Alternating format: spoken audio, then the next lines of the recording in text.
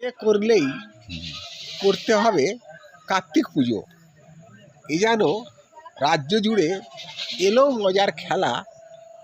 পাড়ার বাবুরা সব ঠাকুর ফেললো, তারপর শ্বশুর আর জামাইয়ের যত ঠেলা। আকাশ ছোঁয়া বাজারের দামে ভরসা খাচ্ছে হিমশিম।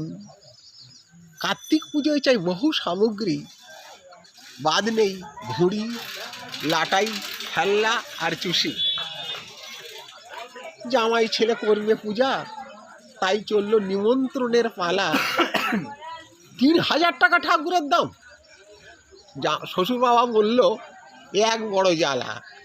শ্বশুর বাবা কষ্ট করে সব করলো পুজোর আয়োজন।